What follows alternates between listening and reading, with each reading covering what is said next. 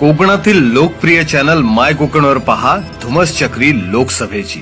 आम्ही मतदारसंघामध्ये जेव्हा जातो त्यावेळेला लोकांना अपील करतो की ही निवडणूक जी आहे ती अत्यंत महत्त्वाची आहे। भारताच्या इतिहासातली अत्यंत महत्त्वाची 2024 ची निवडणूक असल्यामुळे आपण मतदान सुज्ञ आहात। आपल्याला भारताचं संविधान वाचवण्यासाठी आपल्याला महाविकास आघाडीला मतदान करायचं आहे आणि भाजप आणि मोदी यांना 2024 मध्ये पराभूत जर आपण केलं तरच आपण आपलं संविधान वाचवू शकू आणि भारताची जी लोकशाही आहे ती जिवंत राखली जाईल। कारण आपण पाहिलंय की ईडी, सीबीआय, इन्कम टॅक्स यांचा धाक दाखवून अनेक नेत्यांना त्यांनी आपल्या पक्षात घेण्याचं काम केलं। जे पक्षात येणार नाही त्यांना तुरुंगात टाकण्याचं काम केलं आणि तुरुंगवारी नको म्हणूनच केवळ जे मंडळी भाजपाबरोबर गेलेले आहे यांचा डाव तुम्ही हा ओळखला पाहिजे। अशा प्रकारचं जेव्हा आम्ही मतदारांना सांगतो त्यावेळेला मतदारांना ते मतदारांना वाटतं की तुमचं म्हणणं बरोबर आहे।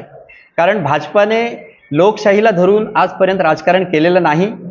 पक्ष फोडण्याचं काम केलं, आमदार खासदार विकत घेण्याचं काम केलं आणि संसदीय लोकशाही प्रणालीला घातक असं बीजेपीच्या नेत्यांचं हे वर्तन राहिलेलं आहे।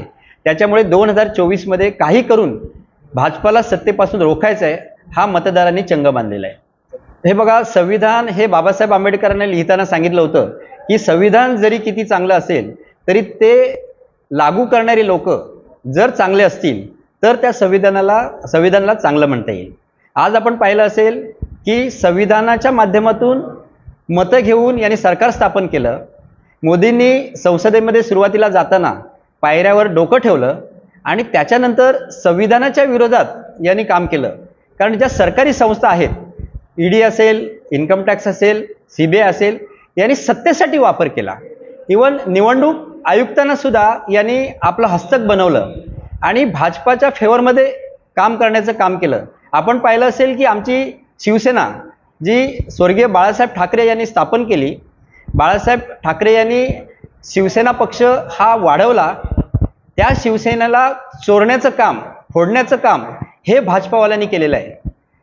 देवेंद्रजी फडणवीस हे रात्रीचे बुरखा घालून, टोपी घालून हे एकनाथ शिंदे यांना भेटत होते। अमृता वहिनींनी स्वतः मीडियासमोर सांगितलं। अमृता वहिनींच्या भाषेत सांगायचं असेल तर हा देवेंद्र म्हणे रात्रीची टोपी घालून, गॉगल लावून हा कुठे जायचा मलाच कल्पना येत नव्हती।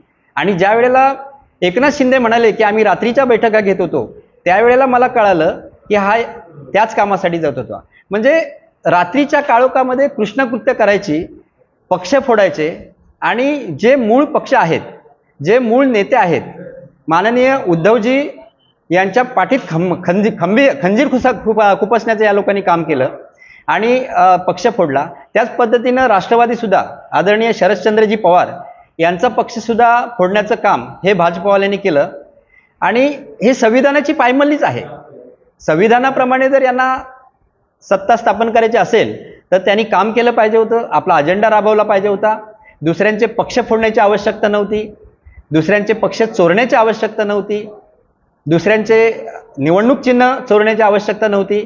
तर अशा प्रकारे यांनी संविधानाचा गळा घोटण्याचं काम केलंय।